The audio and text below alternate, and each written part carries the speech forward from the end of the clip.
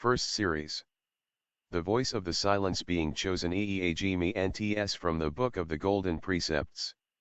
For the daily use of Lanu's disciples. Translated and annotated by H.P.B. X on and on, the Theosophical Publishing Company, Limited, 7, Duke Street, W.C. Flushovk, W.Q. Judge, 31, Park Row. IS*. KC5S2T3 Harvard UNIVERSITVJ Uber entered at Stationers Hall. All rights reserved. The following pages are derived from the Book of the Golden Precepts, one of the works put into the hands of mystic students in the East.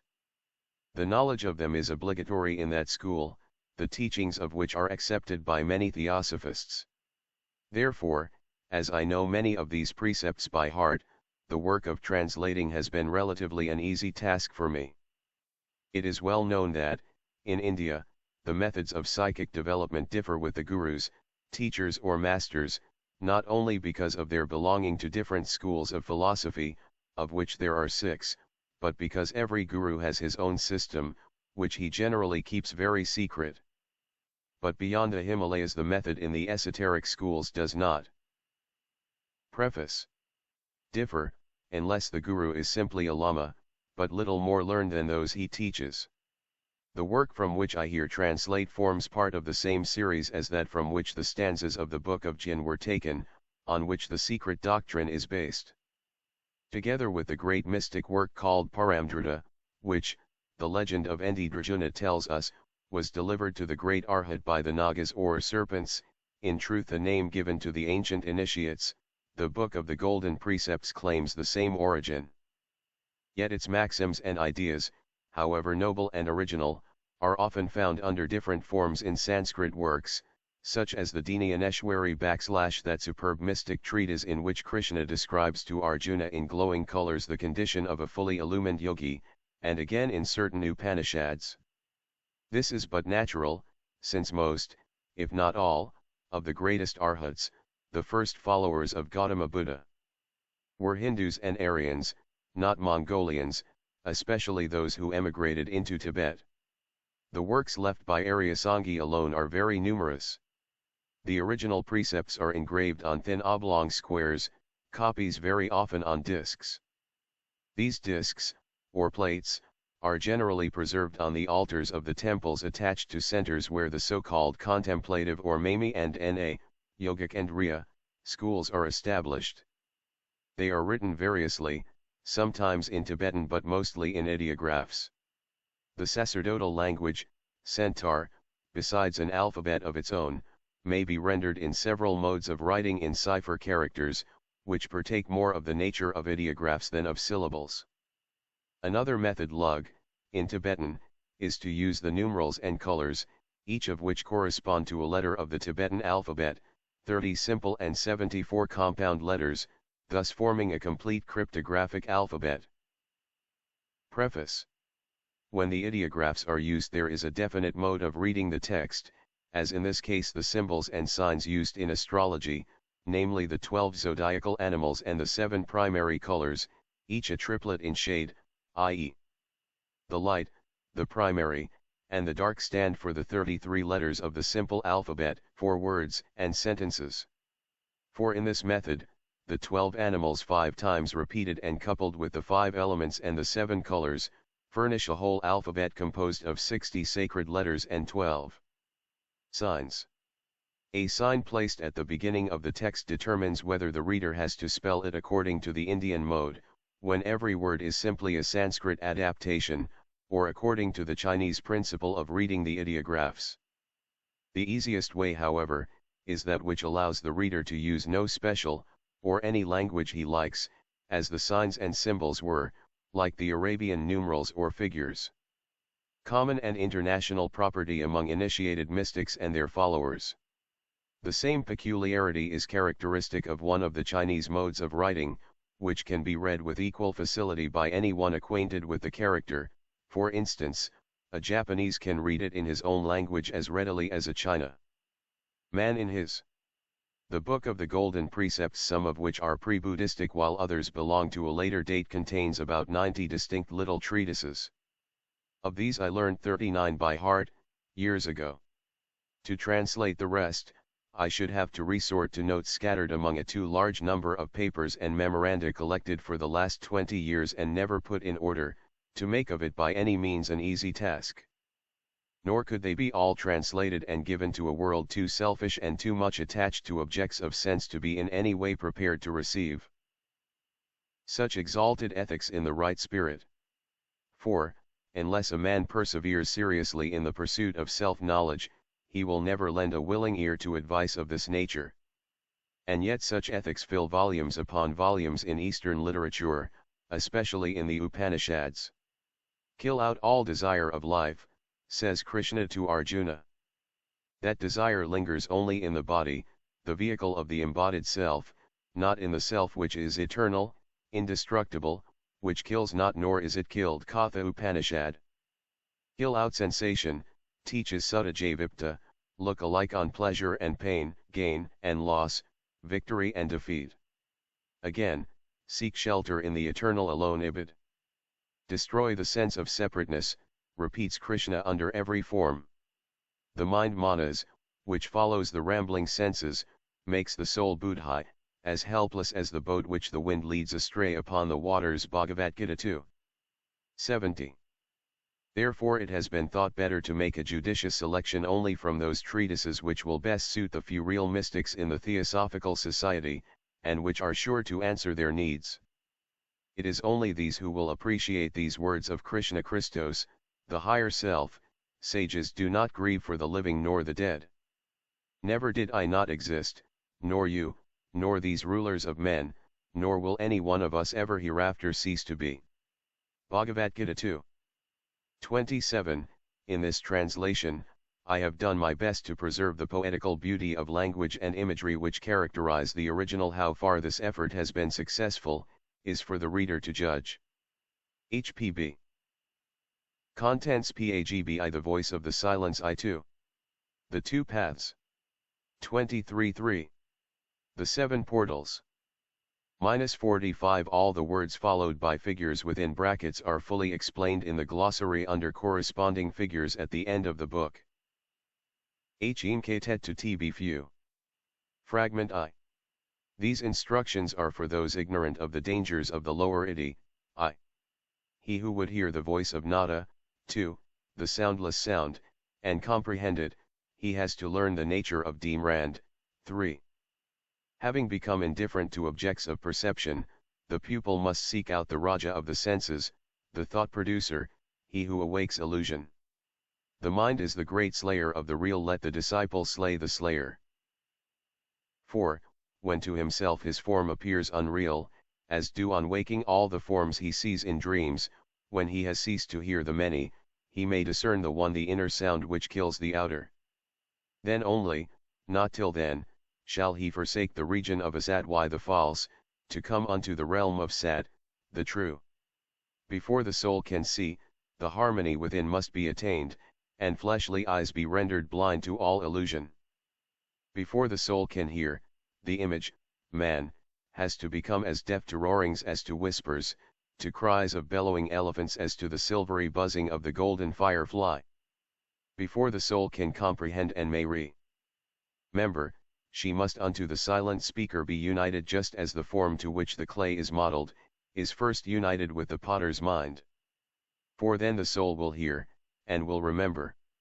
And then to the inner ear will speak the voice of the silence and say, if thy soul smiles while bathing in the sunlight of thy life, if thy soul sings within her chrysalis of flesh and matter, if thy soul weeps inside her castle of illusion, if thy soul struggles to break the silver thread that binds her to the master, for, know, O disciple, thy soul is of the earth.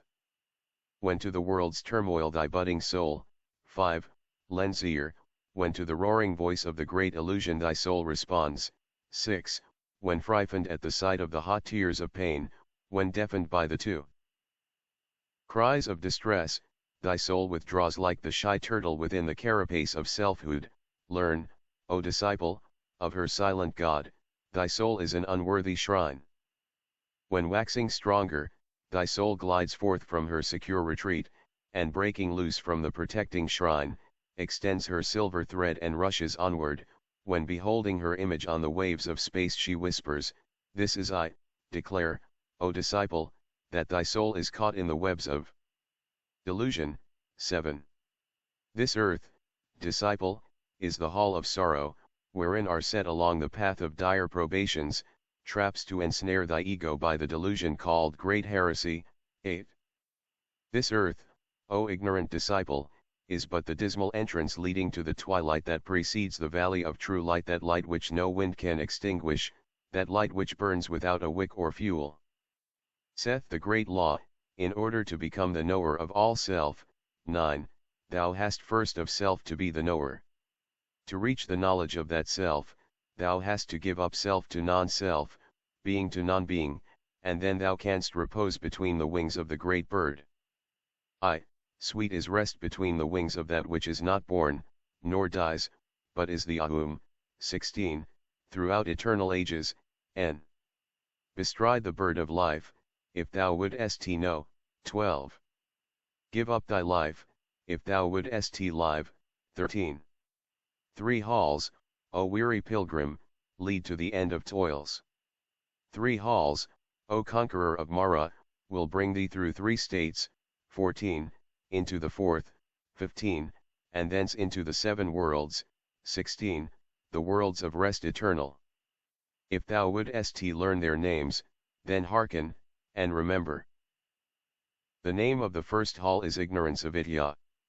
It is the hall in which thou sawest the light, in which thou livest and shalt die. 17. The name of hall the second is the hall of learning. In it thy soul will find the blossoms of life, but under every flower a serpent coiled. 18.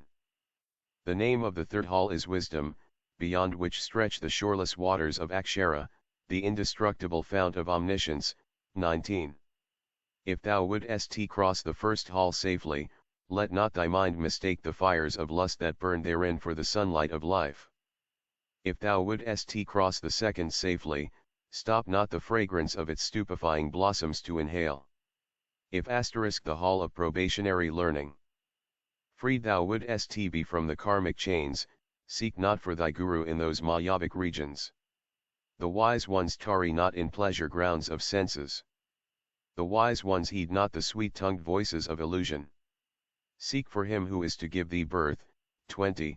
In the hall of wisdom, the hail which lies beyond, wherein all shadows are unknown, and where the light of truth shines with unfading glory.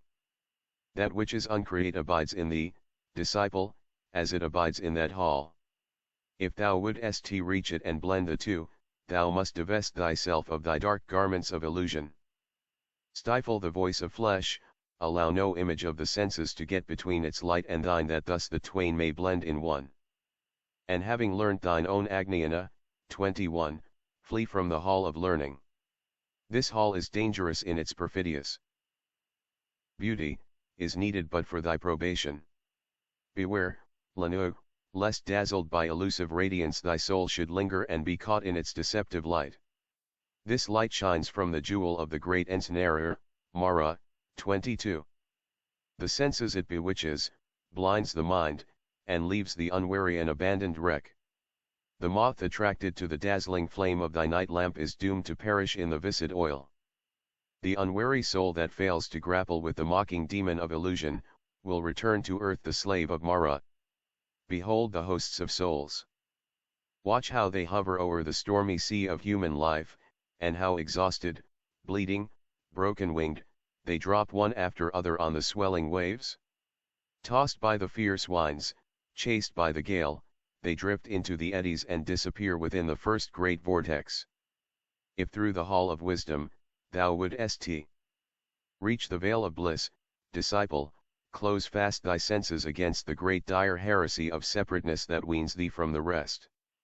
Let not thy heaven-born, merged in the sea of Maya, break from the universal parent, soul, but let the fiery power retire into the inmost chamber, the chamber of the heart.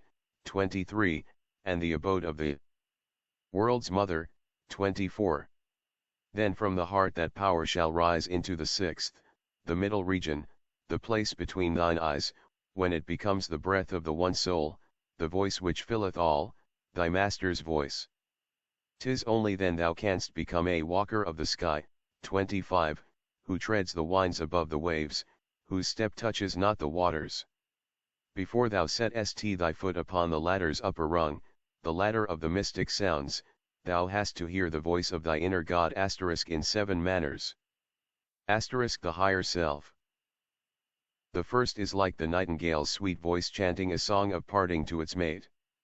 The second comes as the sound of a silver cymbal of the Dhyanis, awakening the twinkling stars. The next is as the plaint melodious of the ocean sprite imprisoned in its shell. And this is followed by the chant of Veena. 26. The fifth like sound of bamboo flute shrills in thine ear.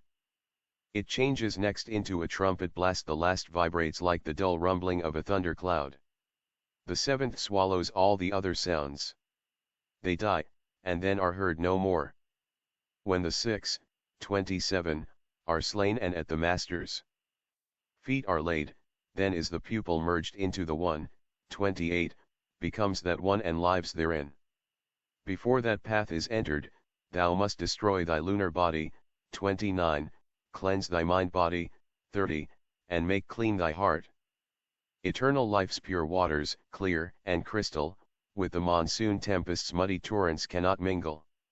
Heaven's dewdrop glittering in the morn's first sunbeam within the bosom of the lotus, when dropped on earth becomes a piece of clay, behold, the pearl is now a speck of mire. Strive with thy thoughts unclean before they overpower thee. Use them as they will thee, for if thou sparest them and they take root and grow, know well, these thoughts will overpower and kill thee. Beware, disciple, suffer not, e'en though it be their shadow, to approach. For it will grow, increase in size and power, and then this thing of darkness will absorb thy being before thou hast well realized the black foul monster's presence. Before the mystic power, 31, can make of thee a god, Lanu, thou must have gained the faculty to slay thy lunar form at will. The self of matter and the self of spirit can never meet. One of the twain must disappear, there is no place for both. Ere thy soul's mind can understand, the bud of personality must be crushed out, the worm cf sense destroyed past resurrection. Thou canst not travel on the path before thou hast become that path itself. 32. Let thy soul lend its ear to every cry of pain like as the lotus bares its heart to drink the morning sun. Kundalini, the serpent power or mystic fire. Let not the fierce sun dry one tear of pain before thyself hast wiped it from the sufferer's eye. But let each burning human tear drop on thy heart and there remain, nor ever brush it off, until the pain that caused it is removed. These tears, O thou of heart most merciful, these are the streams that irrigate the fields of charity immortal. 'Tis on such soil that grows the midnight blossom of Buddha. 33, more difficult to find, more rare to view than is the flower of the Voga tree. It is the seed of freedom from rebirth. It isolates the Arhat both from strife and lust, it leads him through the fields of being unto the peace and bliss known only in the land of silence and non-being. Kill out desire, but if thou killest it take heed lest from the dead it should again arise. Kill love of life, but if thou slayest Tanha, 34, let this not be for thirst of life eternal, but to replace the fleeting by the everlasting. Desire nothing.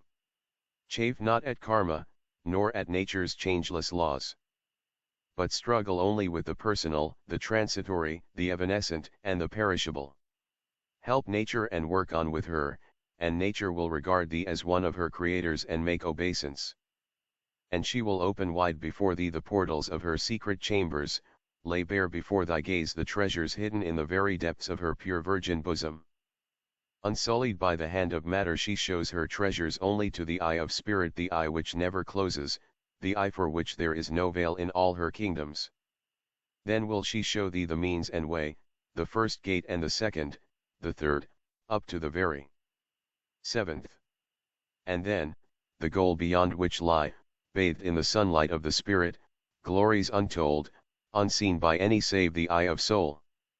there is but one road to the path, at its very end alone the voice of the silence can be heard. The ladder by which the candidate ascends is formed of rungs of suffering and pain, these can be silenced only by the voice of virtue. Woe, then, to thee, disciple, if there is one single vice thou hast not left behind. For then the ladder will give way and overthrow thee, its foot rests in the deep mire of thy sins and failings, and ere thou canst attempt to cross this wide abyss of matter thou hast to lave thy feet in waters of renunciation. Beware lest thou shouldst set a foot still soiled upon the ladder's lowest rung. Woe unto him who dares pollutes one rung with miry feet. The foul and viscous mud will dry, become tenacious, then glue his feet unto the spot, and like a bird caught in the wily fowler's lime, he will be stayed from further progress. His vices will take shape and drag him down. His sins will raise their voices like as the jackals laugh and sob after the sun goes down, his thoughts become an army, and bear him off a captive slave. Kill thy desires, Lanu, make thy vices impotent, ere the first step is taken on the solemn journey. Strangle thy sins, and make them dumb forever, before thou dost lift one foot to mount the ladder. Silence thy thoughts and fix thy whole attention on thy master whom yet thou dost not see, but whom thou feelest. Merge into one sense thy senses, if thou wouldst be secure against the foe. 'Tis by that sense alone which lies concealed within the hollow of thy brain, that the steep path which leadeth to thy master may be disclosed before thy soul's dim eyes. Long and weary is the way before thee, O disciple. One single thought about the past that thou hast left behind, will drag thee down and thou wilt have to start the climb anew. Kill in thyself all memory of past experiences. Look not behind or thou art lost. Do not believe that lust can ever be killed out if gratified or satiated, for this is an abomination inspired by Mara. It is by feeding vice that it expands and waxes strong, like to the worm that fattens on the blossom's heart. The rose must re-become the bud born of its parent stem, before the parasite has eaten through its heart and drunk its life sap. The golden tree puts forth its jewel buds before its trunk is withered by the storm. The pupil must regain the child state he has lost ere the first sound can fall upon his ear. The light from the one master, the one unfading golden light of spirit, shoots its effulgent beams on the disciple from the very first. Its rays thread through the thick dark clouds of matter. Now here, now there, these rays illuminate, like sun sparks light the earth through the thick foliage of the jungle growth.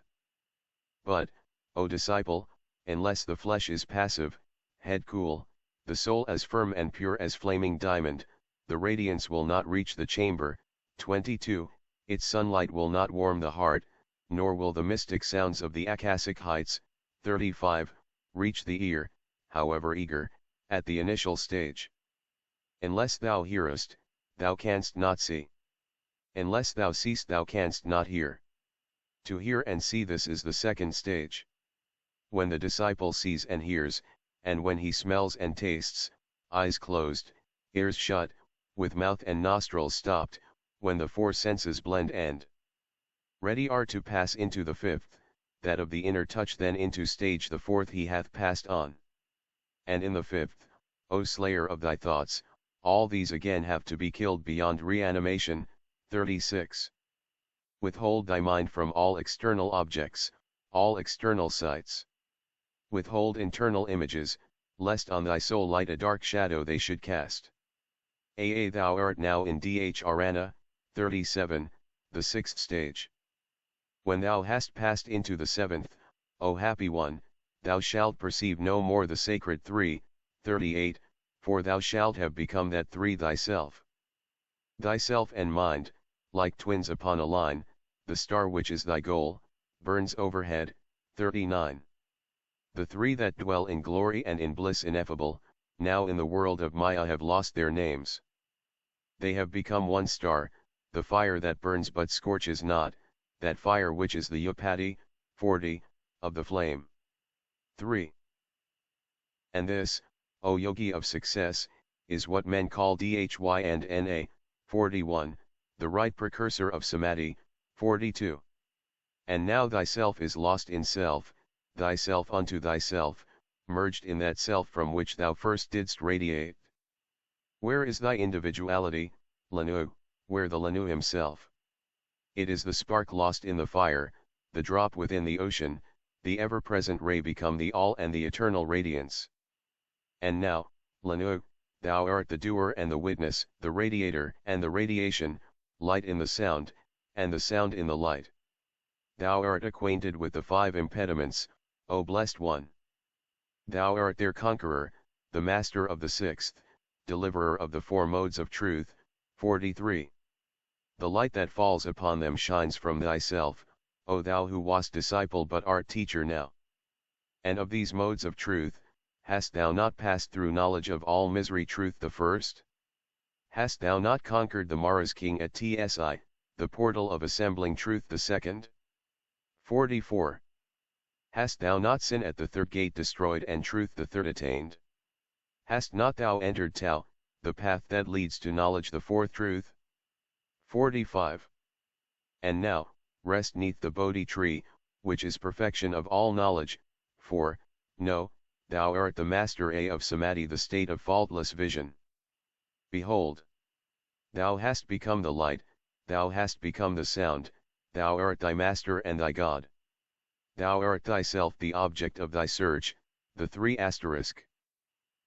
Voice unbroken, that resounds throughout eternities, exempt from change, from sin exempt, the 7 sounds in one, the voice of the silence Om Tat Sat Sjll, Sq. Fragment 2. The 2 paths. And now, O teacher of compassion, point thou the way to other men.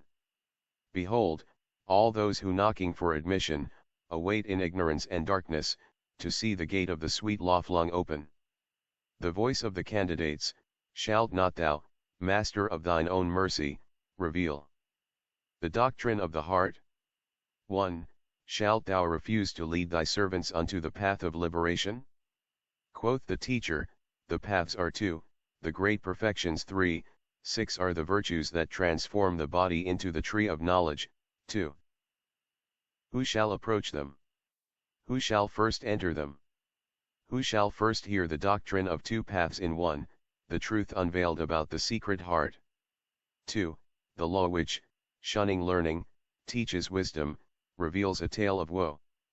Alas, alas, that all men should possess Alaya. 3. Be one with the great soul, and that possessing it, Alaya should so little avail them.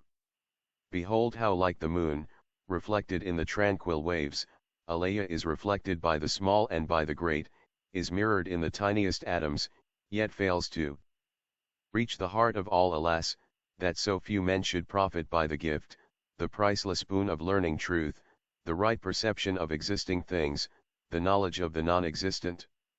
Saith the pupil. O teacher, what shall I do to reach to wisdom? O wise one, what, to gain perfection? Search for the paths. But, O Lanu, be of clean heart before thou startest on thy journey.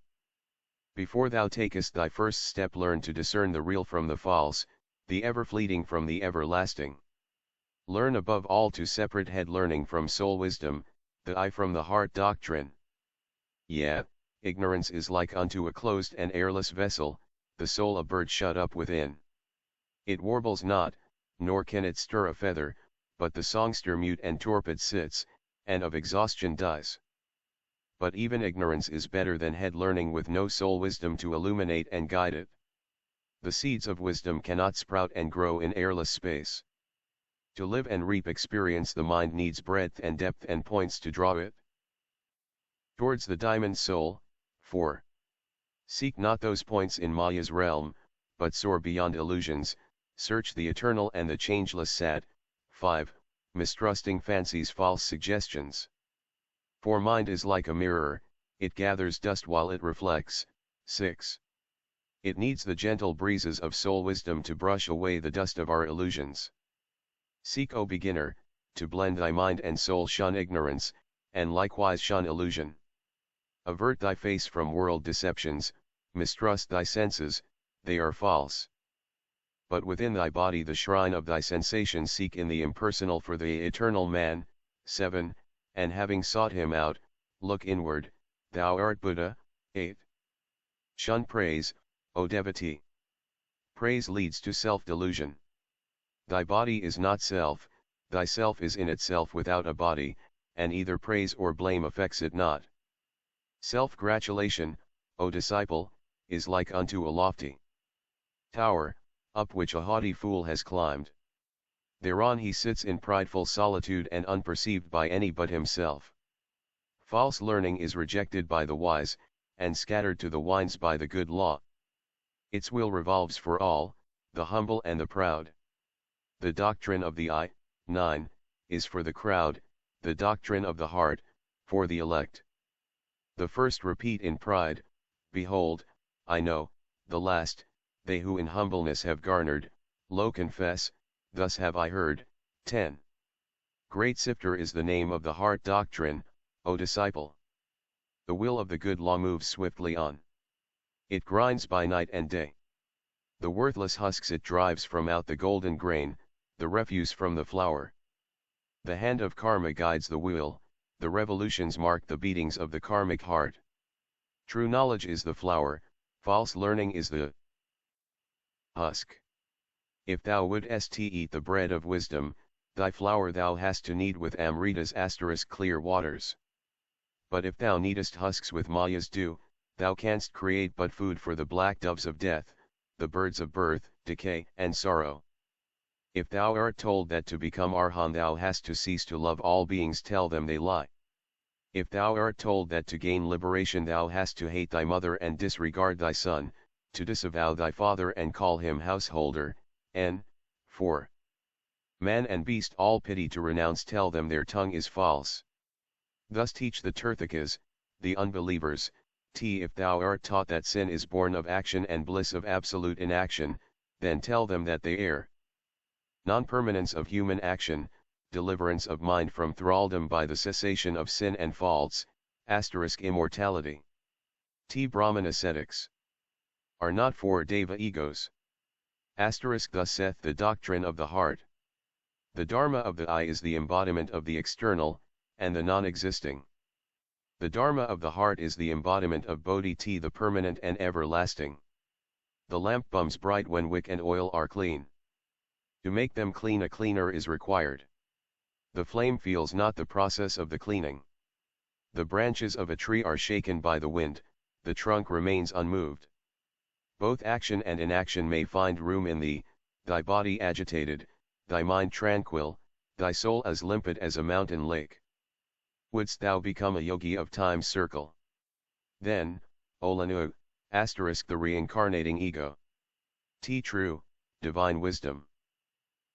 Believe thou not that sitting in dark forests, in proud seclusion and apart from men, believe thou not that life on roots and plants, that thirst assuaged with snow from the great range, believe thou not, O devotee, that this will lead thee to the goal of final liberation. Think not that breaking bone, that rending flesh and muscle, unites thee to thy silent self. 12. Think not, that when the sins of thy gross form are conquered, O victim of thy shadows, 13, thy duty is accomplished by nature and by man. The blessed ones have scorned to do so. The Lion of the Law, the Lord of Mercy * perceiving the true cause of human woe, immediately forsook the sweet but selfish rest of quiet wilds. From Aranyaka, 14, he became the teacher of mankind. After Jula, 15, had entered the Nirvalina, he preached on mount and plain, and held discourses in the cities to devas, men, and gods. 16. Buddha. So kindly acts and thou shalt reap their fruition. Inaction in a deed of mercy becomes an action in a deadly sin. Thus saith the sage. Shalt thou abstain from action? Not so shall gain thy soul her freedom. To reach nerve and na one must reach self-knowledge, and self-knowledge is of loving deeds the child. Have patience, candidate, as one who fears no failure, courts no success. Fix thy soul's gaze upon the star whose ray thou art. 17, the flaming star that shines within the lightless depths of ever-being, the boundless fields of the unknown. Have perseverance as one who doth for evermore endure. Thy shadows live and vanish. 18. That which in thee shall live for ever, that which in thee knows, for it is knowledge. 19. Is not a fleeting life, it is the man that was, that is, and will be, for whom the hour shall never strike. If thou wouldst reap sweet peace and rest, disciple, sow with the seeds of merit the fields of future harvests. Accept the woes of birth. Step out from sunlight into shade, to make more room for others. The tears that water the parched soil of pain and sorrow, bring forth the blossoms and the fruits of karmic retribution. Out of the furnace of man's life and its black smoke, winged flames arise, flames purified, that soaring onward, neath the karmic eye, weave in the end the fabric glorified of the three vestures of the path. 20. These vestures are, Nirmanakya, Samagakayandya, and Dharmakandya, robe sublime. 21. The Shangna robe. 22. 'Tis true, can purchase light eternal. The Shangna robe alone gives the nerve and na of destruction, it stops rebirth, but, Olanu, it also kills compassion. No longer can the perfect Buddhas, who don the Dharmakandya glory, help man's salvation. Alas! Shall selves be sacrificed to self, mankind, unto the will of units? No, O beginner, this is the open path, the way to selfish bliss, shunned by the bodhisattvas of the secret heart, the Buddhas of compassion. To live to benefit mankind is the first step. To practice the six glorious virtues, 23, is the second. To don Nirmanak and Ya's humble robe is to forego eternal bliss for self, to help on man's salvation. To reach nirvana's bliss, but to renounce it, is the supreme, the final step, the highest on renunciation's path. No, O disciple, this is the secret path, selected by the Buddhas of perfection, who sacrificed the self to weaker selves. Yet, if the doctrine of the heart is too high-winged for thee, if thou needst help thyself and fearest to offer help to others, then, thou of timid heart, be warned in time, remain content with the doctrine of the law. Hope still. For if the secret path is unattainable this day, it is within thy reach tomorrow. 24.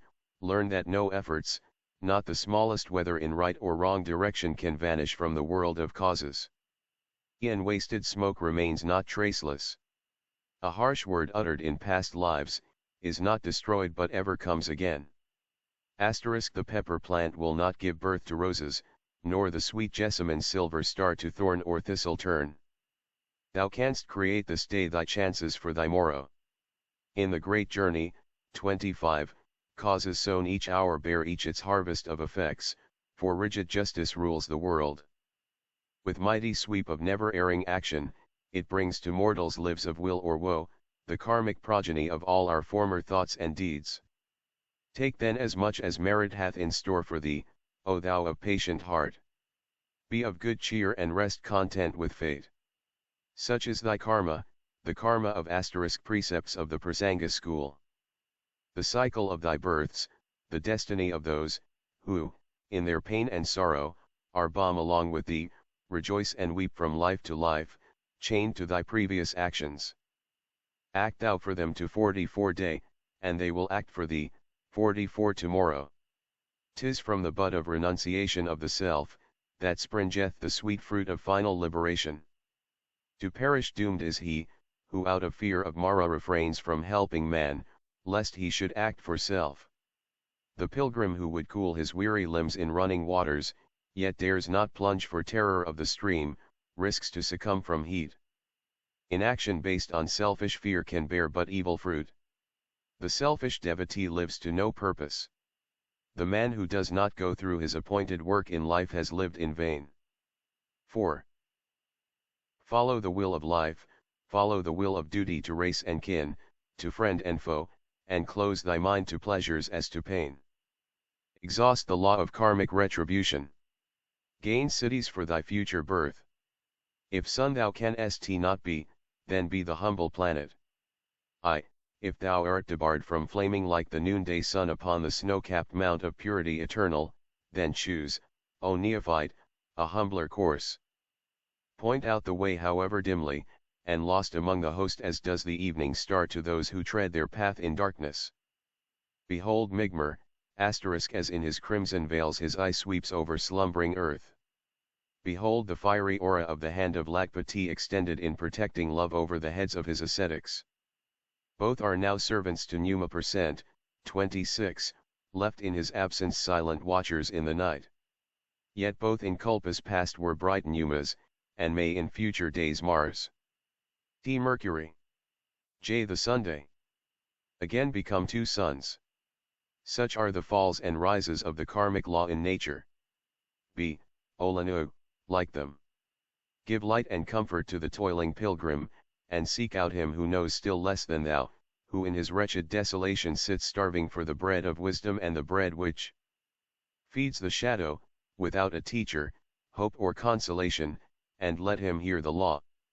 Tell him, O candidate, that he who makes of pride and self-regard bondmaidens to devotion, that he, who cleaving to existence, still lays his patience and submission to the law, as a sweet flower at the feet of Shakyathub becomes a Sardpati, 27, in this birth the cities of perfection may loom far, far away, but the first step is taken, the stream is entered, and he may gain the eyesight of the mountain eagle, the hearing of the timid doe. Tell him, O aspirant, that true devotion may bring Buddha. 4 him back the knowledge, that knowledge which was his in former births.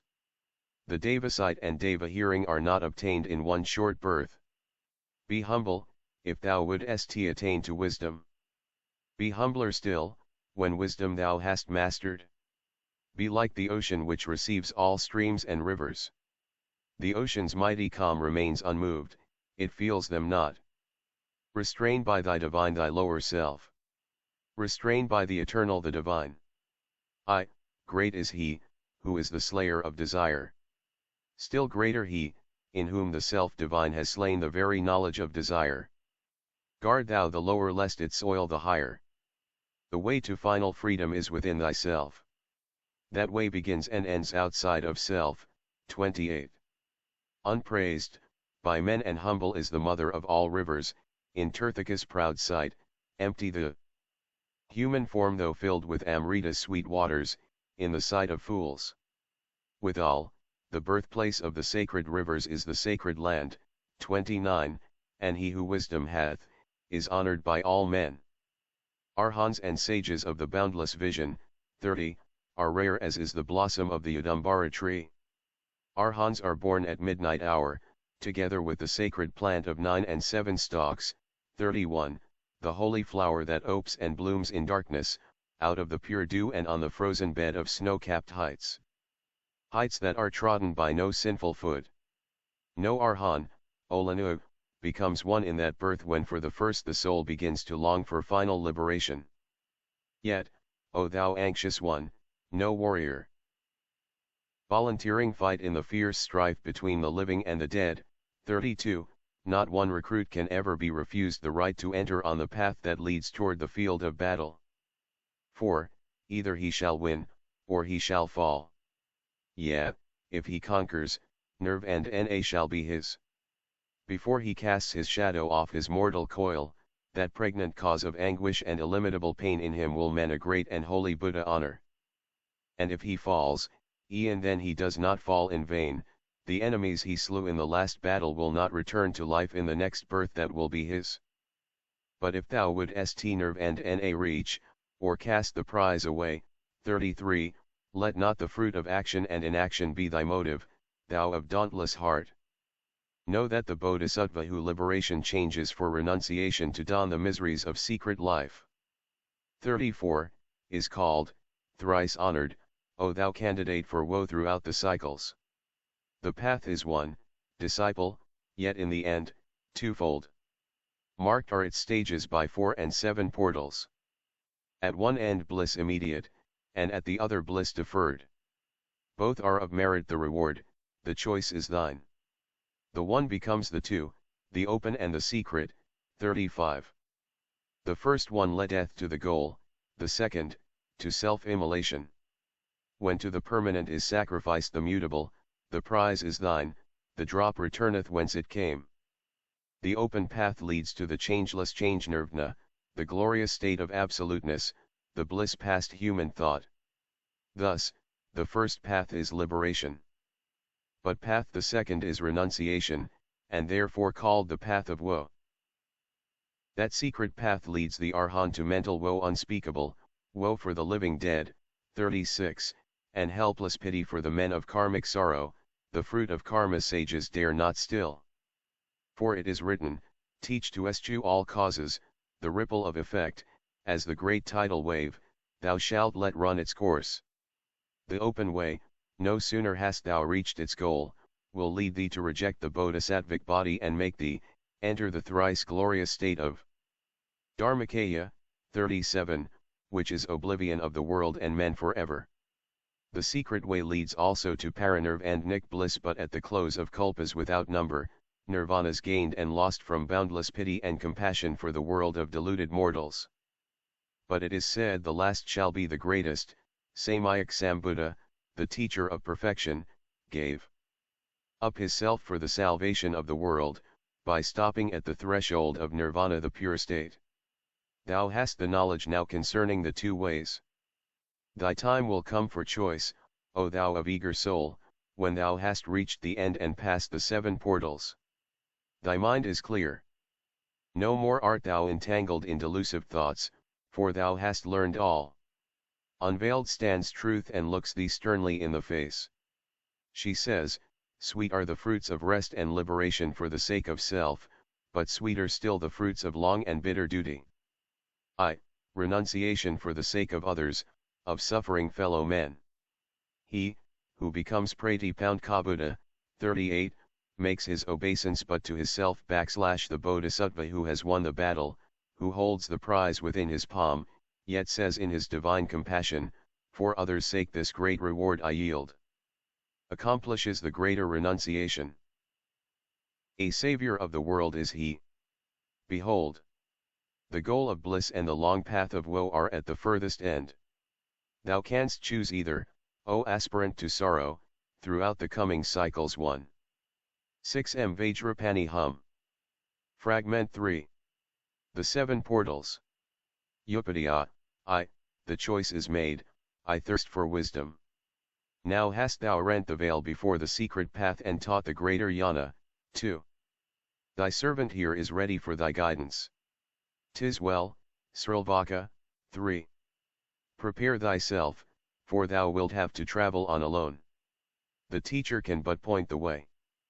The path is one for all, the means to reach the goal must vary with the pilgrims. Which wilt thou choose, O thou of dauntless heart?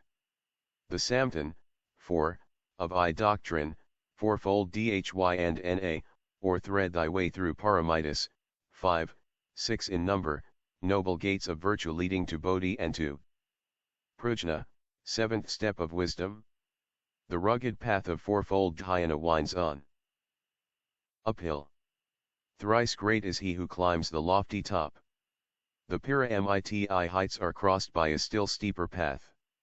Thou hast to fight thy way through portals 7, 7 strongholds held by cruel crafty powers, passions incarnate. Be of good cheer, disciple, bear in mind the golden rule. Once thou hast passed the gates Rotipati, 6, he who the stream hath entered, once thy foot hath pressed the bed of the nirvanic stream in this or any future life, thou hast but 7 other births before thee, O thou of adamantine will. Look on. What seest thou before thine eye, O aspirant to godlike wisdom? The cloak of darkness is upon the deep of matter, within its folds I struggle. Beneath my gaze it deepens, Lord, it is dispelled beneath the waving of thy hand.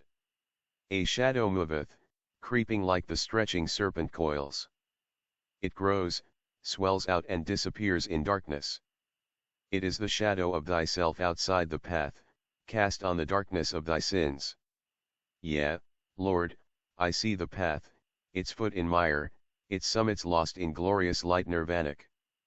and now I see the ever-narrowing portals on the hard and thorny way to Nirvana. Asterisk thou seest well, Lanu. These portals lead the aspirant across the waters on to the other shore. 7. Each portal hath a golden key that openeth its gate, and these keys are, 1. D.Na, the key of charity and love immortal. 2. Shila, the key of harmony in word and act, the key that counterbalances the cause and the effect, and leaves no further room for karmic action. 3. Kshanti, patience sweet, that naught can ruffle. Asterisk knowledge, wisdom.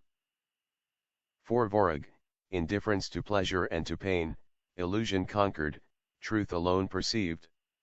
5. Virya, the dauntless energy that fights its way to the supernal truth, out of the mire of lies terrestrial. 6. Dhyana, whose golden gate once opened leads the Narjal asterisk toward the realm of Sat eternal and its ceaseless contemplation. 7. Prajna, the key to which makes of a man a god, creating him a bodhisattva, son of the Dhyanis. Such to the portals are the golden keys. Before thou canst approach the last, O weaver of thy freedom, thou hast to master these paramitas of perfection, the virtues transcendental 6 and 10 in number along the weary path. 4. O disciple! Before thou wert made fit to asterisk a saint, an adept, meet thy teacher face to face, thy master light to light, what wert thou told? Before thou canst approach the foremost gate thou hast to learn to part thy body from thy mind, to dissipate the shadow, and to live in the eternal. For this, thou hast to live and breathe in all, as all that thou perceivest breathes in thee, to feel thyself abiding in all things in self. Thou shalt not let thy senses make a playground of thy mind. Thou shalt not separate thy being from being, and the rest, but merge the ocean in the drop within the ocean.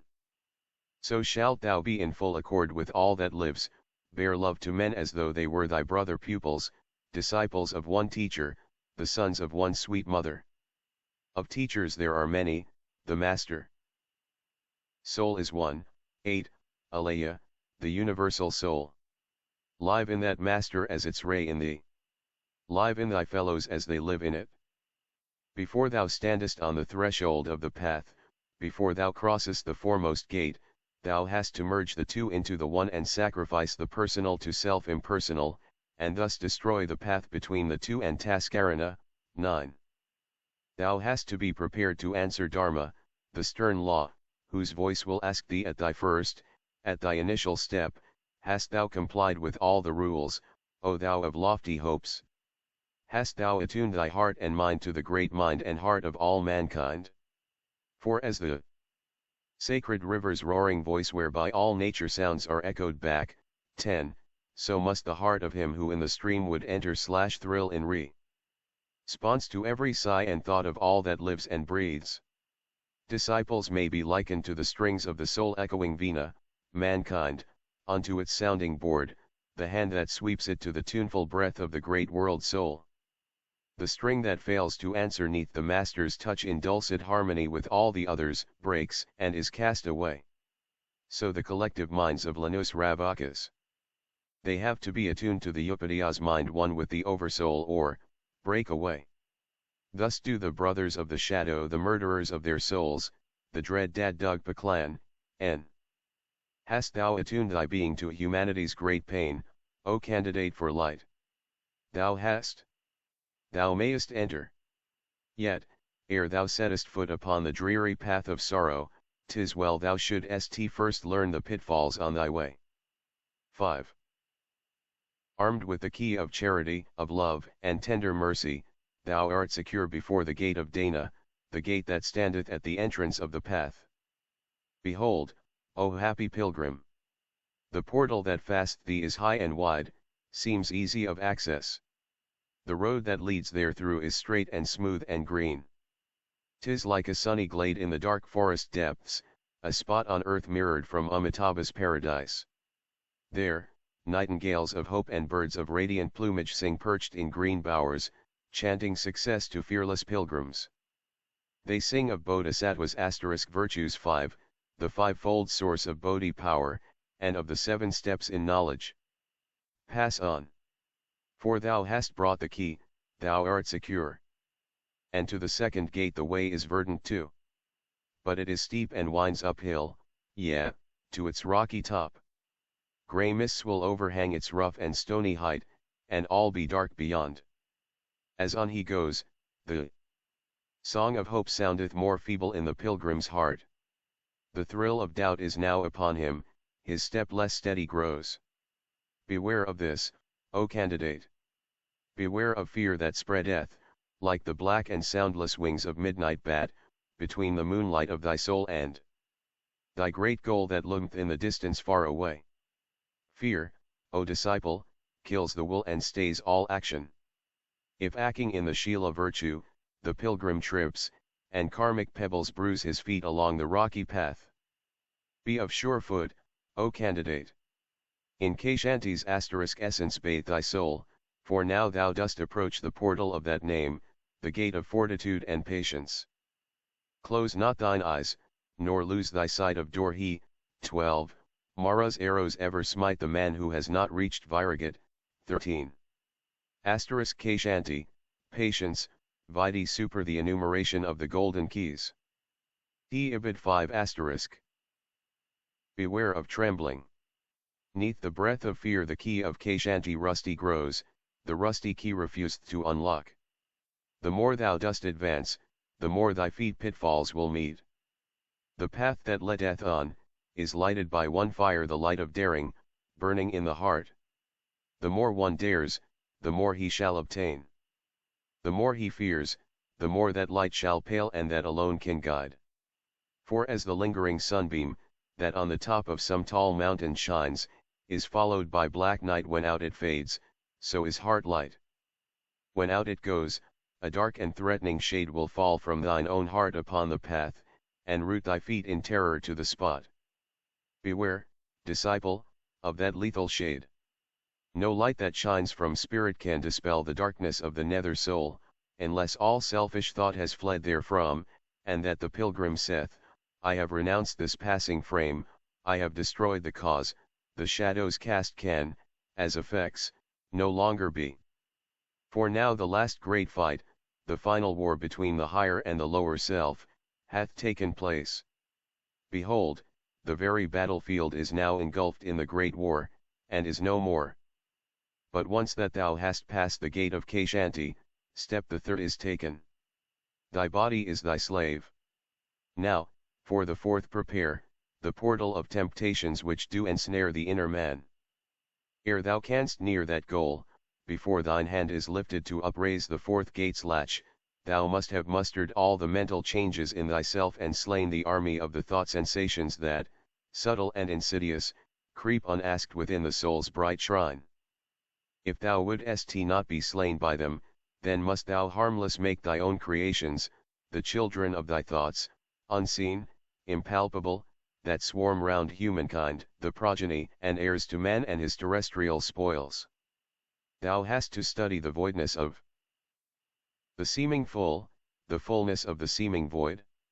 O fearless aspirant, look deep within the well of thine own heart, and answer. Knowest thou of self the powers, O thou perceiver of external shadows?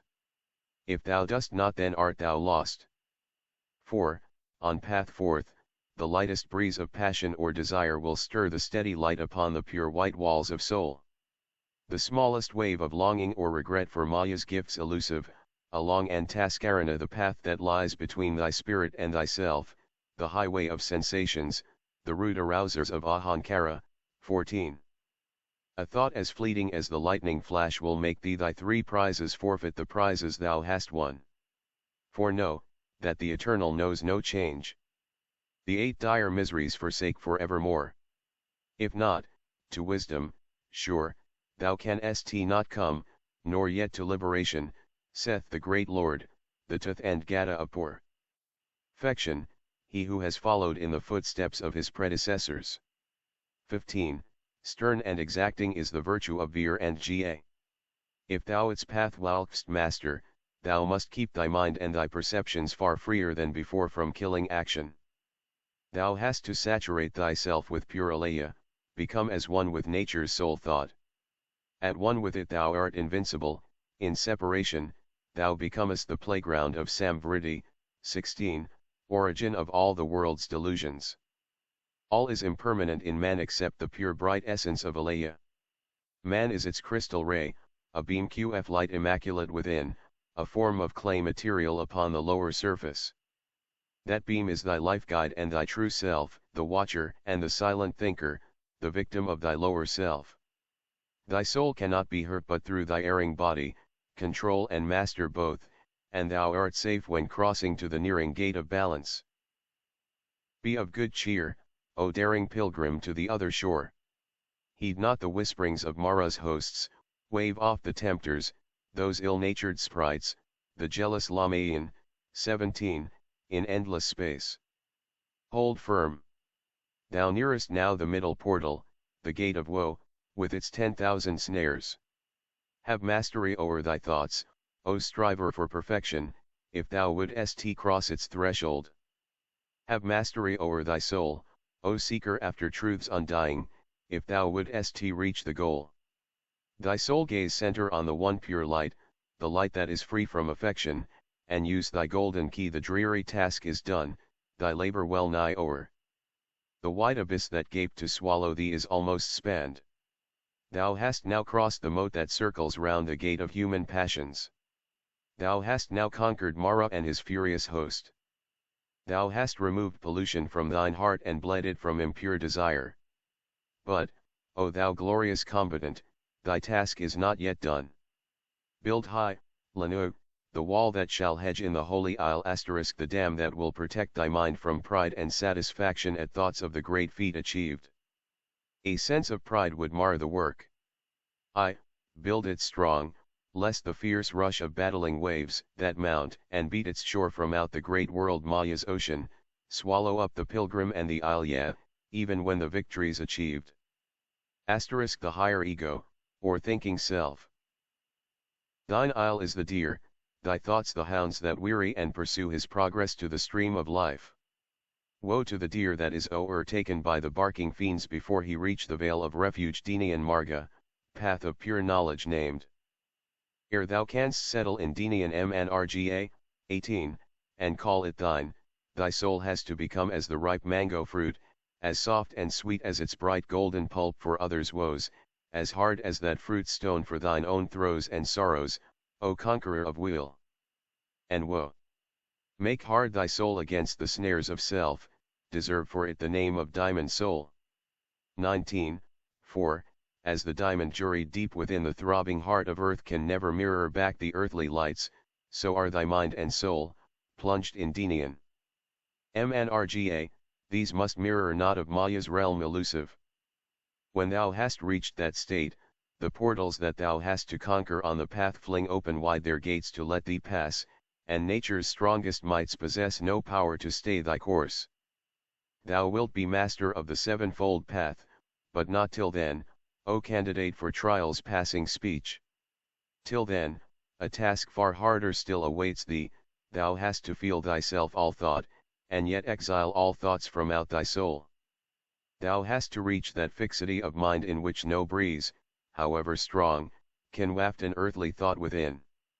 Thus purified, the shrine must of all action, sound, or earthly light be void, e'en as the butterfly, o'ertaken by the frost, falls lifeless at the threshold, so must all earthly thoughts fall dead before the fane.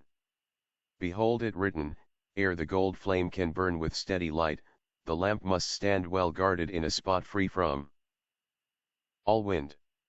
Exposed to shifting breeze, the jet will flicker and the quivering flame cast shades deceptive, dark, and ever-changing, on the soul's white shrine.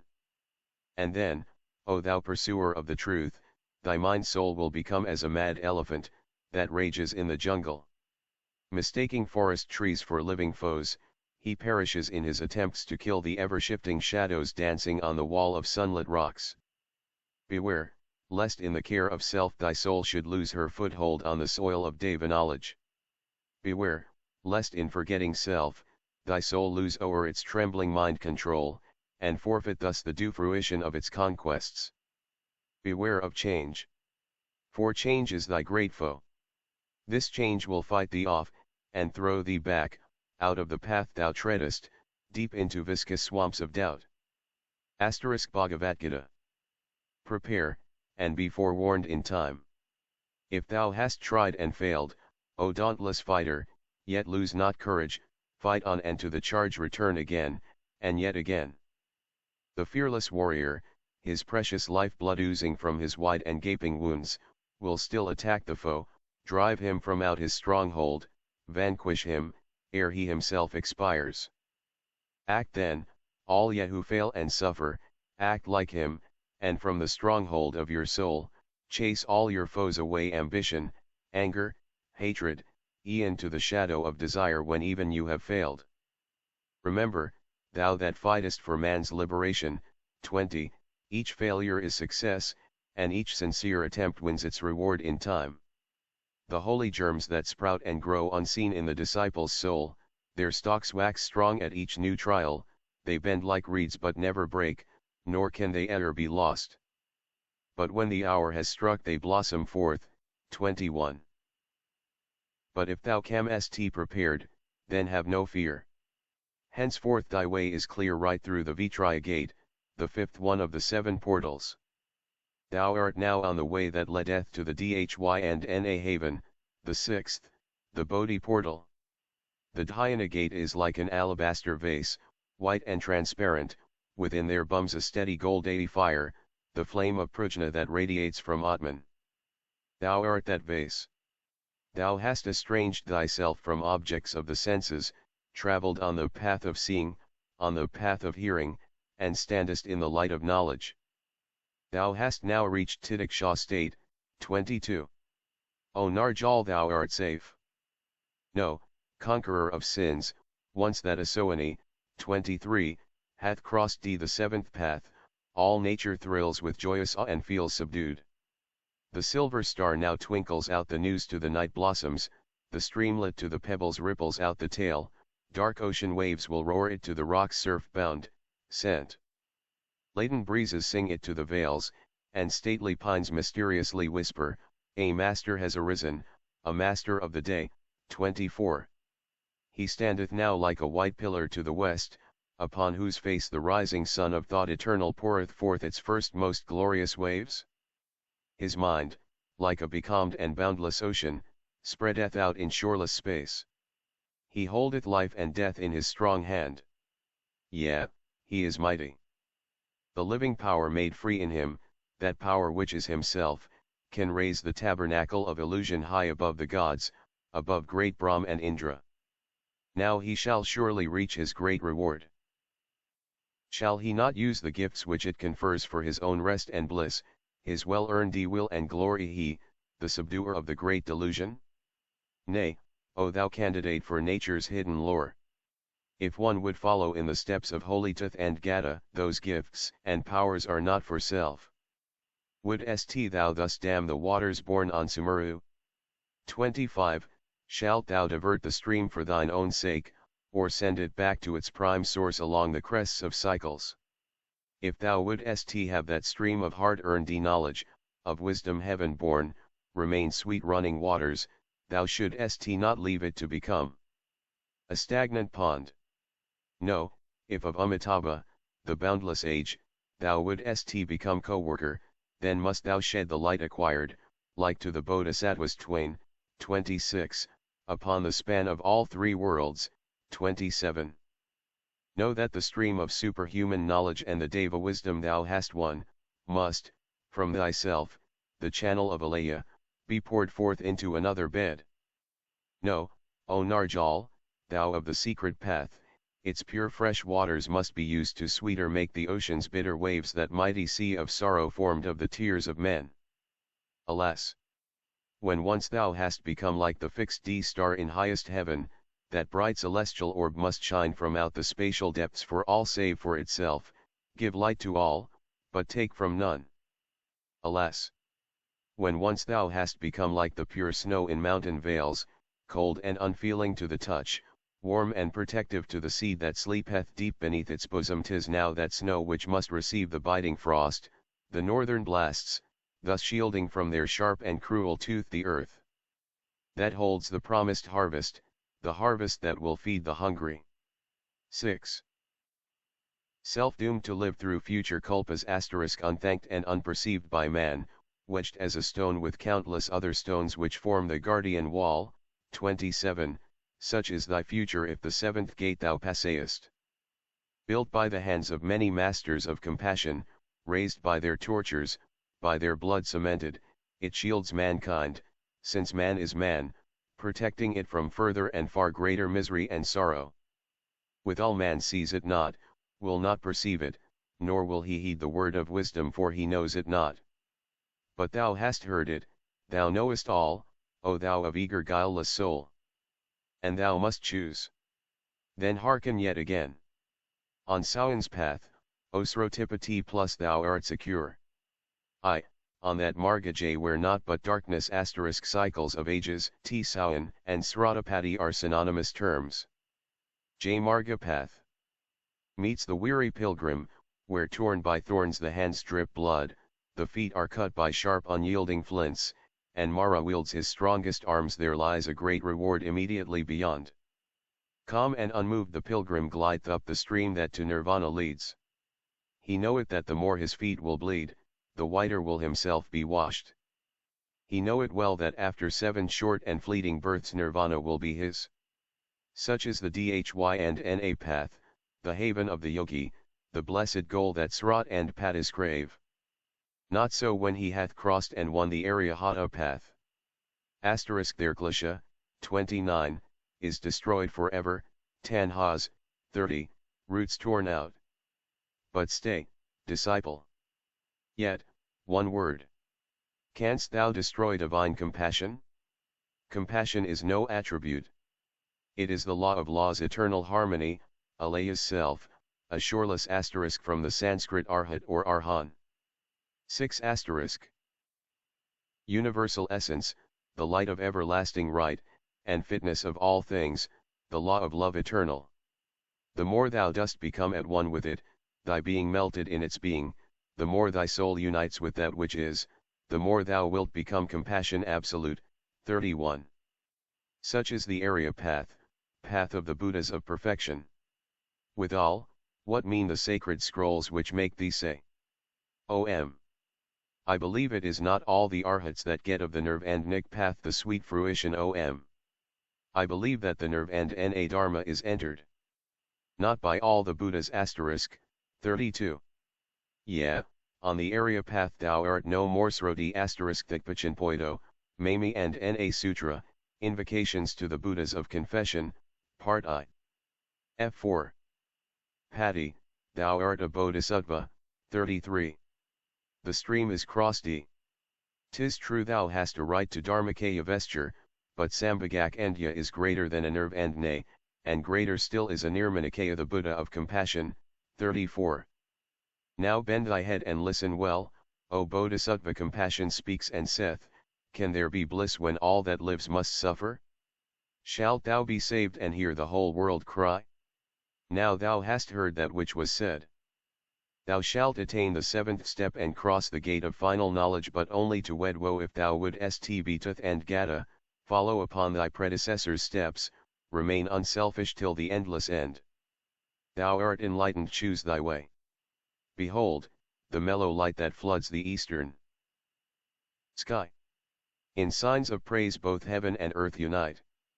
And from the fourfold manifested powers a chant of love ariseth, both from the flaming fire and flowing water, and from sweet-smelling earth and rushing wind. Hark! From the deep unfathomable vortex of that golden light in which the victor bathes, all nature's wordless voice in thousand tones ariseth to proclaim, joy unto ye, O men of my Alba. 35. A pilgrim hath returned back from the other shore. A new Arhan, 36, is born. Peace to all beings. 37. The Pali word iti, is the synonym of the Sanskrit siddhis, or psychic faculties, the abnormal powers in man. There are 2 kinds of siddhis. One group which embraces the lower, coarse, psychic and mental energies, the other is one which exacts the highest training of spiritual powers. Says Krishna in Srimad Bhagavat, he who is engaged in the performance of yoga, who has subdued his senses and who has concentrated his mind in me, Krishna, such yogis all the cities stand ready to serve. 2. The soundless voice, or the voice of the silence. Literally perhaps this would read voice in the spiritual sound, as nada is the equivalent word in Sanskrit, for the sensar term. 3. Drand, is the intense and perfect concentration of the mind upon some one interior object, accompanied by complete abstraction from everything pertaining to the external universe, or the world of the senses. 4. The great master is the term used by Lanos or Chelas to indicate one's higher self. It is the equivalent of Avalokiteswara, and the same as Adi Buddha.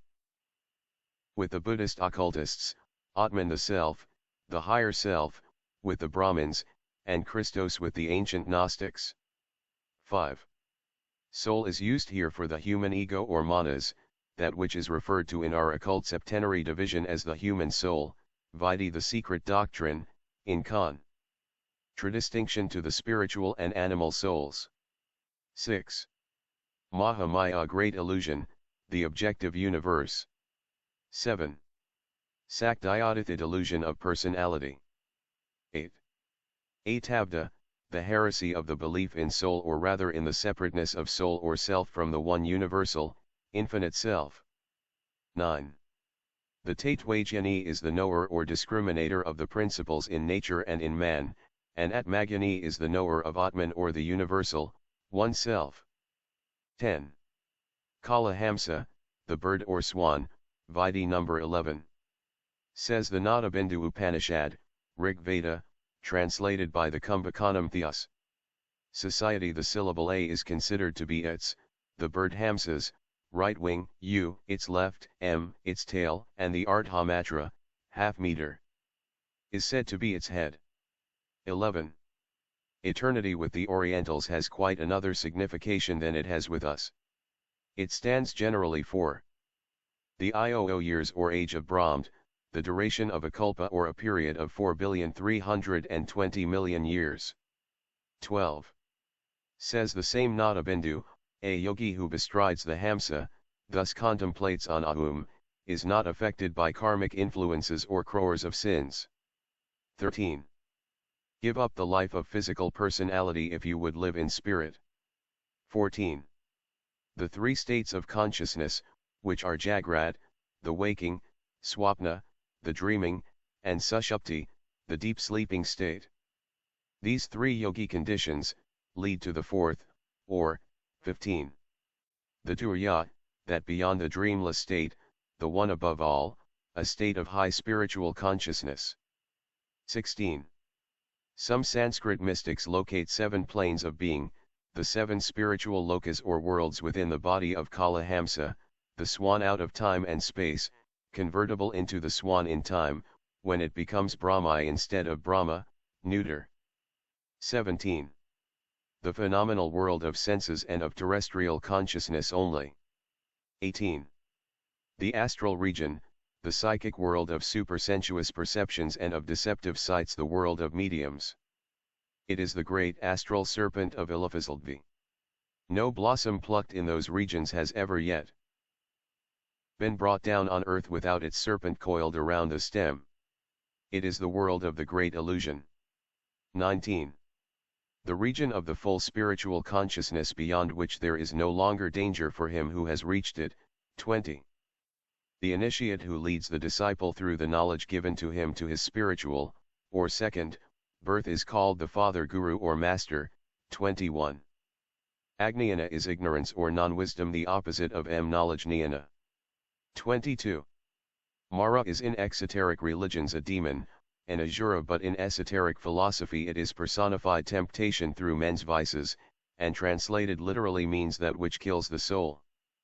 It is represented as a king, of the Maras, with a crown in which shines a jewel of such luster that it blinds those who look at it, this luster referring of course to the fascination exercised by vice upon certain natures.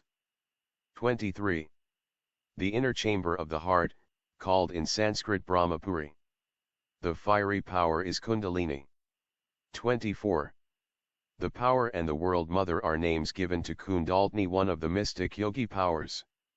It is both considered as an active instead of a passive principle, which it is generally, when regarded only as the vehicle, or casket of the Supreme Spirit Atma. It is an electro-spiritual force, a creative power which when aroused into action can as easily kill as it can create. 25. Keshara or Skywalker or Goer. As explained in the 6th Adhyaya of that king of mystic works, the Dhyanswari, the body of the yogi becomes as one formed of the wind, as a cloud from which limbs have sprouted out, after which he, the yogi, beholds the things beyond the seas and stars, he hears the language of the devas and comprehends it, and perceives what is passing in the mind of the ant. 26. Veena is an Indian stringed instrument like a lute. 27. The six principles, meaning when the lower personality is destroyed and the inner individuality is merged into and lost in the seventh or spirit. 28. The disciple is one with Brahman or the Atman. 29. The astral form produced by the kamic principle, the Kamarupa or body of desire. 30. Manasarupa. The first refers to the astral or personal self, the second to the individuality or the reincarnating ego whose consciousness on our plane or the lower manas has to be paralyzed. 31.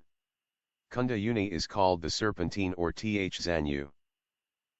Lar power on account of its spiral-like working or progress in the body of the ascetic developing the power in himself. It is an electric fiery occult or Fahatic power, the great pristine force, which underlies all organic and inorganic matter. 32. This path is mentioned in all the mystic works. As Krishna says in the Dhyanswari, when this path is beheld, whether one sets out to the bloom of the east or to the chambers of the west, without moving, O holder of the bow, is the travelling in this road. In this path, to whatever place one would go, that place one's own self becomes. Thou art the path is said to the adept guru and by the latter to the disciple, after initiation. I am the way and the path, says another master. 33. Adeptship, the blossom of bees disattva. 34. Tanha, the will to live, the fear of death and love for life, that force or energy which causes the rebirths. 35.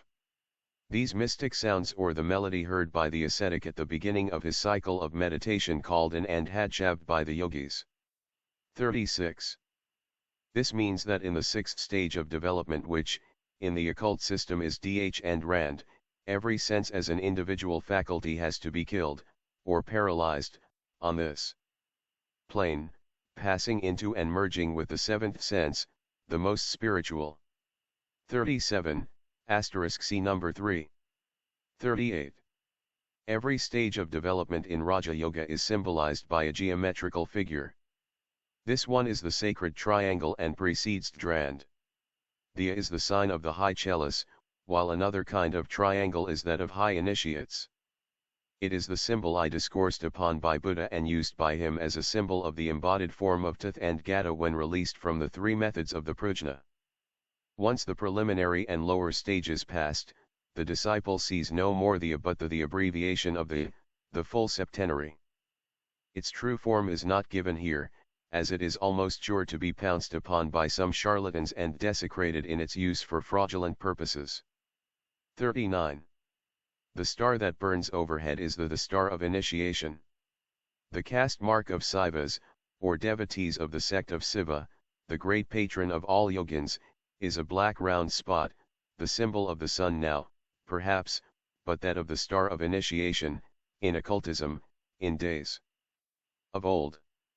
40. The basis, upati, of the ever unreachable flame, so long as the ascetic is still in this life. 41.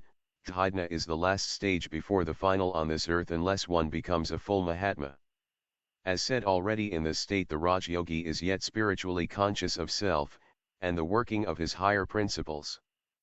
One step more, and he will be on the plane beyond the seventh, or fourth according to some schools. These, after the practice of pratyekara, a preliminary training, in order to control one's mind and thoughts. Count Disnadhyadna and Samdhy, and embraces the three under the generic name of Sanyama. 4.2. Samdhy is the state in which the ascetic loses the consciousness of every individuality including his own. He becomes the all. 43. The four modes of truth are, in Northern Buddhism, ku suffering or misery, 2 the assembling of temptations, mu their destructions, and tao, the path. The 5 impediments are the knowledge of misery, truth about human frailty, oppressive restraints, and the absolute necessity of separation from all the ties of passion and even of desires. The path of salvation is the last one. 44. At the portal of the assembling, the king of the Maras, the Mahamara, stands trying to blind the candidate by the radiance of his jewel. 45. This is the fourth path out of the 5 paths of rebirth which lead and toss all human beings into perpetual states of sorrow and joy. These paths are but subdivisions of the one, the path followed by karma. Digitized by Google. The 2 schools of Buddha's doctrine, the esoteric and the exoteric, are respectively called the heart and the eye doctrine. Bodhidharma called them in China, from whence the names reached Tibet, the Tsung Men, esoteric, and Kaiao Men, exoteric school. It is so named, because it is the teaching which emanated from Gautama Buddha's heart, whereas the eye doctrine was the work of his head or brain. The heart doctrine is also called the seal of truth or the true seal, a symbol found on the heading of almost all esoteric works. 2. The tree of knowledge is a title given by the followers of the Bodhidharma, wisdom religion, to those who have attained the height of mystic knowledge adepts. Nagarjuna, the founder of the Madhyamika school, was called the dragon tree, dragon standing as a symbol of wisdom and knowledge. The tree is honored because it is under the Bodhi, wisdom, tree that Buddha received his birth and enlightenment, preached his first sermon and died. 3. Secret heart is the esoteric doctrine. 4. Diamond soul Vajrasattva, a title of the Supreme Buddha, the Lord of all mysteries, called Vajradhara and Adi Buddha. 5.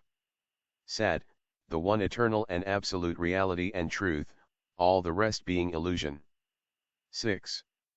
From Shinsten's doctrine, who teaches that the human mind is like a mirror which attracts and reflects every atom of dust, and has to be, like that mirror, watched over and dusted every day. Shinsen was the 6th patriarch of North China who taught the esoteric doctrine of Bodhidharma. 7. The reincarnating ego is called by the Northern Buddhists the true man, who becomes in union with his higher self a Buddha. 8. Buddha means enlightened. 9. See no I. The exoteric Buddhism of the masses. 10.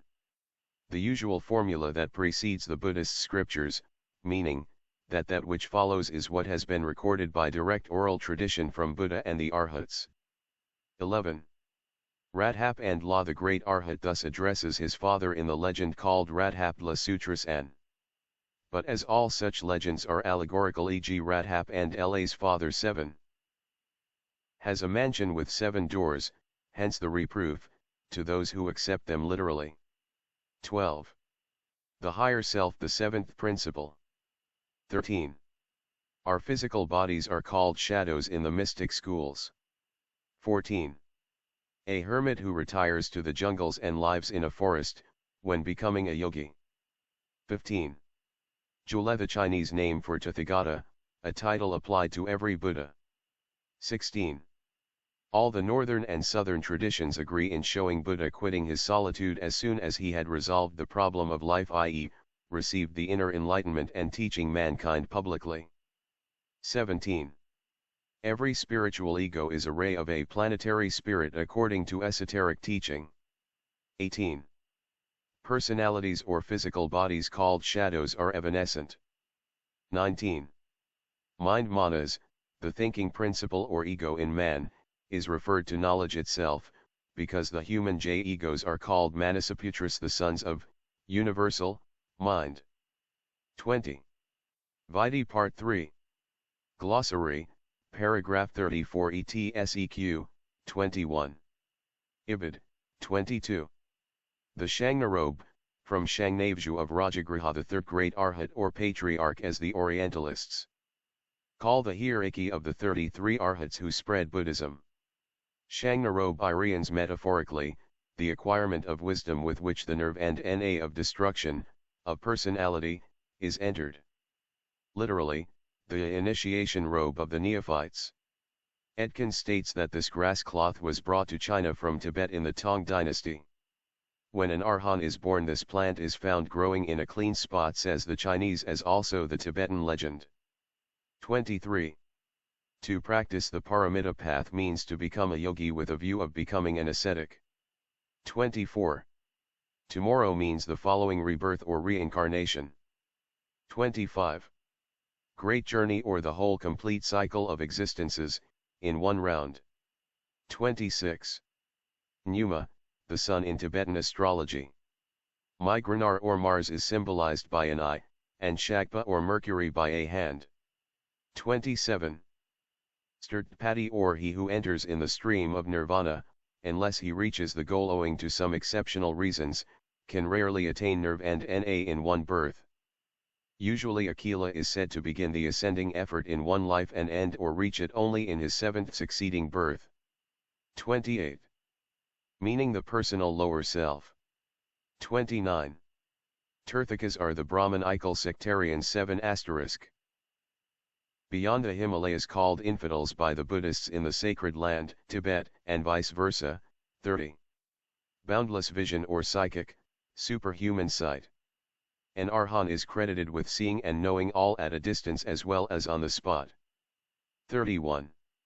Vidhi Super 22, Shangna plant. 32. The living is the immortal higher ego, and the dead the lower personal ego. 33. Vidhi Infra Part 3. PAR 34. 34. The secret life is life as Anirm and Nikaya. 35. The open and the secret path, or the one taught to the layman, the exoteric and the generally accepted, and the other the secret path, the nature of which is explained at initiation. 36. Men ignorant of the esoteric truths and wisdom are called the living dead. 37.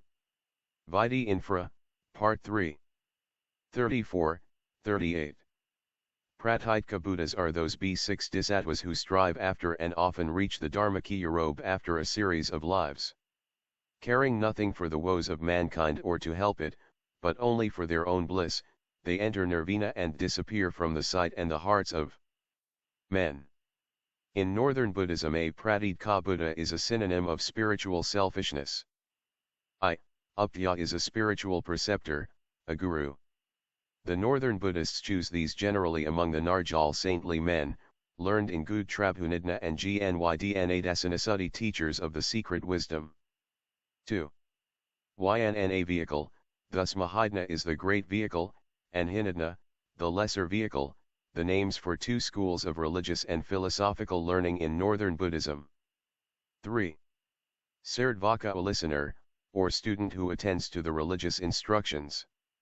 From the root sru. When from theory they go into practice or performance of asceticism, they become sramanas, exercisers, from srama action. As Hardy shows, the two appellations answer to the words akovotikoi and bokidrei of the Greeks. 4. Samian, Tibetan, the same as the Sanskrit dhidna, or the state of meditation, of which there are 4 degrees. 5. Paramitas, the 6 transcendental virtues, for the priests there are 10. 6. Sardpati, lit. He who has entered the stream that leads to the nirvanic ocean. This name indicates the first path. The name of the second is the path of sacred Agaman, he who will receive birth, only, once more. The third is called Anagman, he who will be reincarnated no more, unless he so desires in order to help mankind. The fourth path is known as that of Rabat or Arhat. This is the highest. An Athat sees nirvana during his life. For him it is no post-mortem state, but Samdhi, during which he experiences all nirvanic bliss. 7. Arrival at the shore is with the northern Buddhists synonymous with reaching nirvana through the exercise of the 6 and the 10 paramitas, virtues. 8. The master soul is Alaya, the universal soul or Atman, each man having a ray of it in him and being supposed to be able to identify himself with and to merge himself into it. 9. Antaskarana is the lower manas, the path ot com *. How little one can rely upon the Orientalists for the exact words and meaning, is instanced in the case of 3 alleged authorities. Thus the 4 names just explained are given by R. Spence Hardy as 1 SOWNN, 2 Sacred and G and me, 3 N and G and me, and 4 area. By the Rev. J. Edkins they are given as 1 SRDT Apana, 2 Sagardagam, 3 N and G and Nim, and 4 Arhan. Schlagentweit again spells them differently, each, moreover, giving another and a new variation in the pioneering of the terms. Communication or communion between the personality and the higher manas or human soul. At death it is destroyed as a path or medium of communication, and its remains survive in a form as the Kamarupa the shell. 10. The northern Buddhists, and all Chinamen, in fact, find in the deep roar of some of the great and sacred rivers the keynote of nature. Hence the simile. It is a well-known fact in physical science, as well as in occultism, that the aggregate sound of nature such as heard in the roar of great rivers, the noise produced by the waving tops of trees in large forests, or that of a city heard at a distance is a definite single tone of quite an appreciable pitch. This is shown by physicists and musicians. Thus Professor P.S., Chinese music, shows that the Chinese recognized the fact thousands of years ago by saying that the waters of the Huanghe rushing by, intone the cone called the great tone in Chinese music, and he shows this tone corresponding with the F. Considered by modern physicists to be the actual tonic of nature. Professor B. Silliman mentions it, too, in his Principles of Physics, saying that this tone is held to be the middle F of the piano, which may, therefore, be considered the keynote of nature. 1-1. The Bhans or Dugpas, the sect of the Red Caps, are regarded as the most versed in sorcery. They inhabit western and Little Tibet and Bhutan. They are all Tantrikas. It is quite ridiculous to find Orientalists who have visited the borderlands of Tibet, such as Schlagentweit and others, confusing the rites and disgusting practices of these with the religious beliefs of the Eastern Lamas, the Yellow Caps, and their Narjals or holy men. The following is an instance. 12. Dorhi is the Sanskrit Vajra, a weapon or instrument in the hands of some gods, the Tibetan Dragshed / the Devas who protect men, and is regarded as having the same occult power of repelling evil influences by purifying the air as ozone in chemistry. It is also a mudra gesture and posture used in sitting for meditation. It is, in short, a symbol of power over invisible evil influences, whether as a posture or a talisman. The Bhans or Dugpas, however, having appropriated the symbol, misuse it for purposes of black magic. With the Yellow Caps, or Jeligpas, it is a symbol of power, as the cross is with the Christians, while it is in no way more superstitious. With the Dugpas, it is like the double triangle. Reversed, the sign of sorcery. 1-3. Verdga is that feeling of absolute indifference to the objective universe, to pleasure and to pain. Disgust does not express its meaning, yet it is akin to it. 14. Ahankara, the I or feeling of one's personality, the I amness. 15. One who walks in the steps of his predecessors or those who came before him, is the true meaning of the name Tathagata. 16. Samvritti is that one of the two truths which demonstrates the elusive character or emptiness of all things. It is relative truth in this case. The Mahayana DNA school teaches the difference between these two truths, Pkaramdrithasatya and Samvritasatya, Satya truth. This is the bone of contention between the Madhyadmikas and the Yogcharyas, the former denying and the latter affirming that every object exists owing to a previous cause or by a concatenation. The Madhyadmikas are the great nihilists and deniers, for whom everything is parakipita, an illusion and an error in the world of thought and the subjective, as much as in the objective universe. The Yogacharyas are the great spiritualists. Samvriti, therefore, as only relative truth, is the origin of all illusion. 17. Lamayan are elementals and evil spirits adverse to men and their enemies. 18. Dhyydndraga is the path of Dhyana, literally, or the path of pure knowledge, of Paramdrita or, Sanskrit, Svasamvedana, the self-evident or self-analyzing reflection. 19. Vaidhi Glossary of Part 2, Number 4.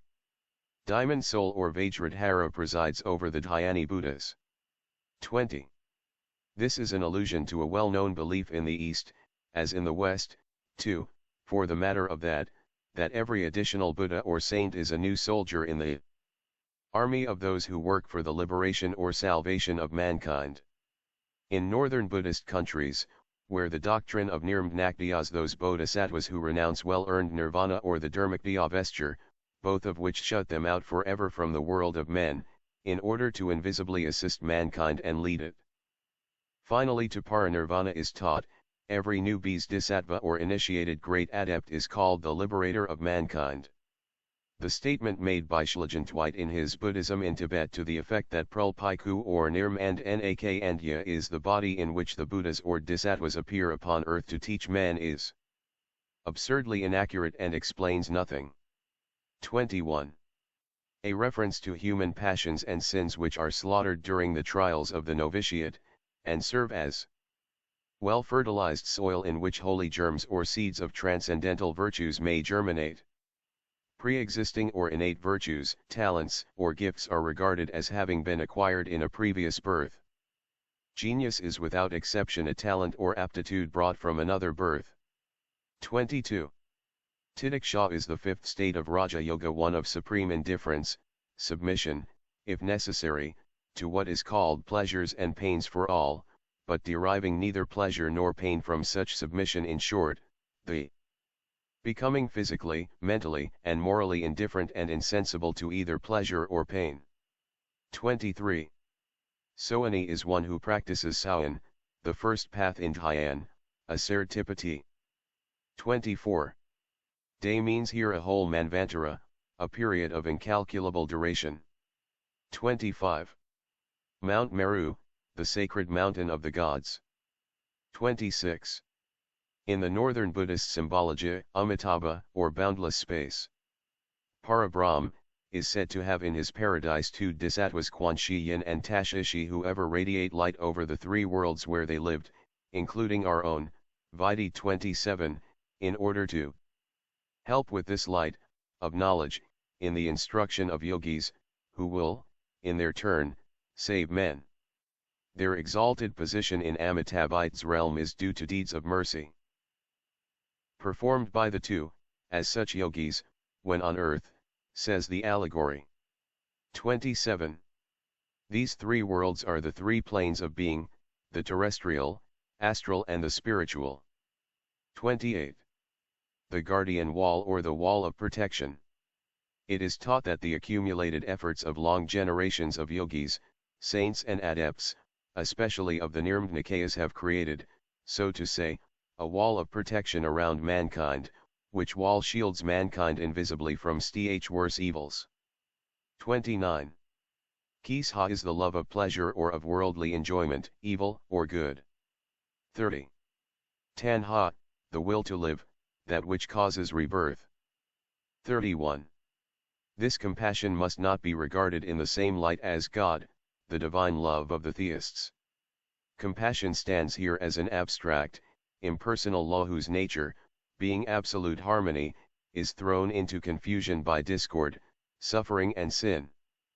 32.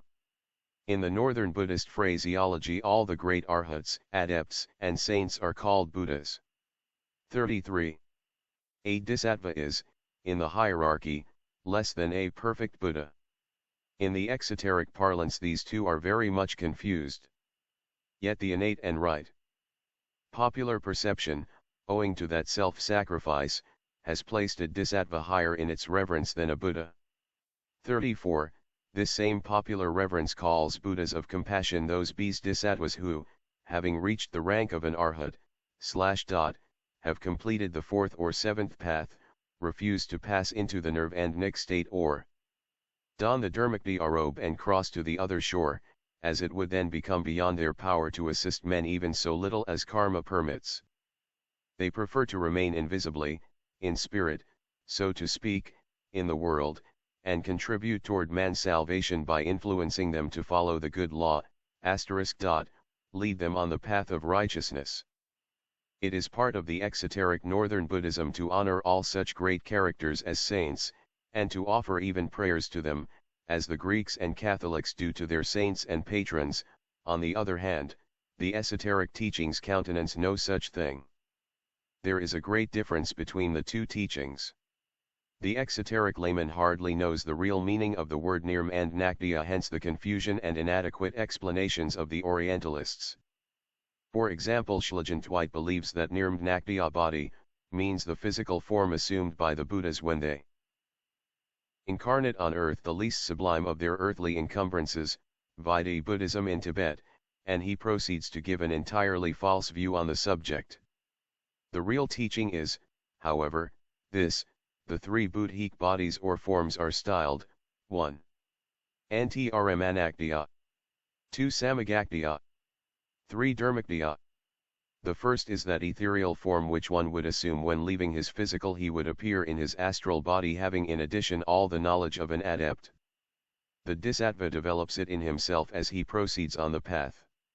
Having reached the goal and refused its fruition, he remains on earth, as an adept, and when he dies, instead of going into nirvana, he remains in that glorious body he has woven for himself, invisible to uninitiated mankind, to watch over and protect it. Samagakdhya is the same, but with the additional luster of three perfections, one of which is entire obliteration of all earthly concerns. The Dharmakdhya body is that of a complete Buddha, i.e., no body at all, but an ideal breath, consciousness merged in the universal consciousness, or soul devoid of every attribute. Once a Dharmakdhya, an adept or Buddha leaves behind every possible relation with, or thought for this earth. Thus, to be enabled to help humanity, an adept who has won the right to nirvana, renounces the Dharmakdhya body, in mystic parlance, keeps, of the Samagakdhya, only the great and complete knowledge, and remains in his nirvana body. The esoteric school teaches that Gautama Buddha with several of his arhats is such a nirvana, higher than whom, on account of the great renunciation and sacrifice to mankind, there is none known. 35. Mayalba is our earth, pertinently called hell, and the greatest of all hells, by the esoteric school. The esoteric doctrine knows of no hell or place of punishment other than on a man-bearing planet or earth. Avicii is a state and not a locality. 36. Meaning that a new and additional savior of mankind is born, who will lead men to final nirvana after the end of the life cycle. 37. This is one of the variations of the formula that invariably follows every treatise, invocation, or instruction. Peace to all beings, blessings on all that lives, and see. Printed by Kelly and COF, Gate Street, Lincoln's Inn Fields, WC, and Kingston on Thames. Low.